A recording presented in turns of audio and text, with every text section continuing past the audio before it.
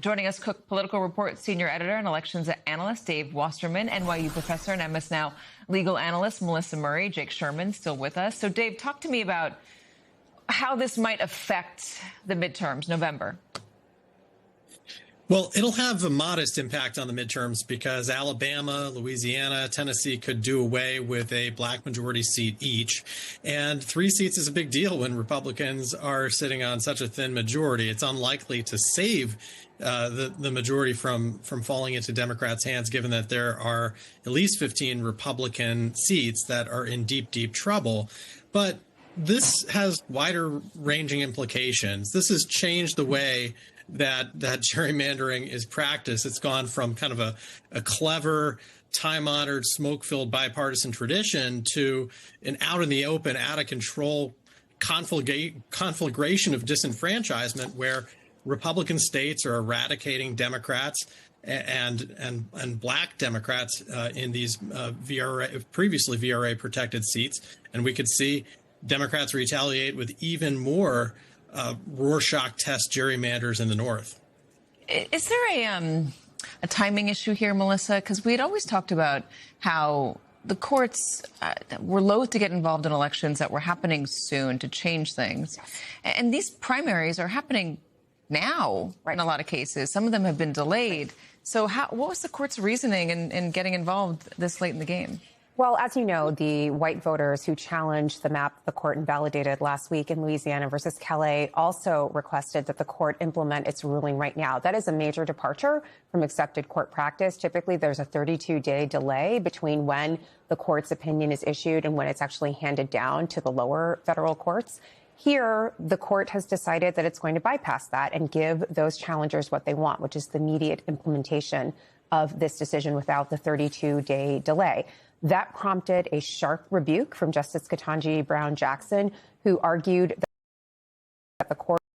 1 seat, do you eliminate 2 seats? There's 2 seats, Democratic seats, that they could try to eliminate. What do you do in a state like Alabama, where there's 2 Democratic seats they could eliminate? Where do those Democrats go? Do they water down other seats? I mean, as we were talking about before, Katie, the pendulum always swings back. And I mean, listen, if Alabama does this, if Tennessee does this, if Louisiana does this, do California Democrats say, okay, well, you're making Tennessee a 7-0 state. We're going to make California a 54-0 Democratic state. I mean, we're just digging at the bottom of the pit here. We're just keep on digging and keep on digging until we just have states that are just completely one party in these House delegations, which is a far cry from where it's been. I mean, this is going to date me, but when I started covering the House in 2009, I actually think that Alabama, not 100% sure, was an all-Democratic House delegation. I mean, we're just a very long way from where that's not true. It was a bunch of Democrats, but we're just a very far way from where it was even a couple years ago. I'm going to go out on a limb here and say you're much younger than all of us, so go out or date yourself all you want. Dave, let me pull on that string. You're looking at all these congressional districts. Do we have a good sense of how reliably red or blue or purple these places are right now? So much has changed across the country because of COVID. People have moved. The populations of a lot of areas have changed, with people moving north to south, et cetera, California to Texas, California to Florida, et cetera. Do we have a good sense of whether these places are as predictable as they once were? And is that a risk if you're redrawing maps based on census data that might be from before COVID? Well, Katie, we are responsible as a society for enabling the kind of lopsided gerrymanders that we see, because we've sorted into heavily red and heavily blue neighborhoods, counties, states, districts, and that has made it more readily available, a practice for these parties to pack the other party into a few districts or even no districts. And we are also seeing a decline in crossover voting. In 2009, Tennessee actually sent more Democrats to the House than Republicans, and now it's about to be a 9-0 delegation. So in 2026, we may see, because it is such a good Democratic year, a couple of the districts that Republicans draw in Florida and Texas to elect Republicans actually elect Democrats. Yep. But in 2028, it's going to be very hard for Democrats to hold those seats. And Republicans could even go a step further by targeting previously VRA protected districts in Mississippi, South Carolina, Georgia, perhaps additional seats in Alabama and Louisiana. That could make it extremely difficult in the long term for Democrats to hold a House majority. Melissa, do you want to weigh in on this? I think you do.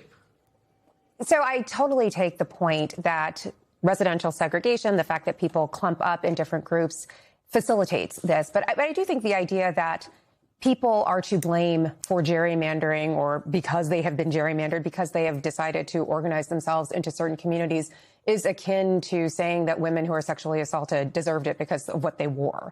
The fact of the matter is, this is an anti-democratic practice. We live in a democracy. There should be steps to take that prohibit state legislatures from doing this when they have. The Supreme Court has abdicated the role of the federal courts to police partisan gerrymandering. They did this in 2019 in Rucho versus Common Cause.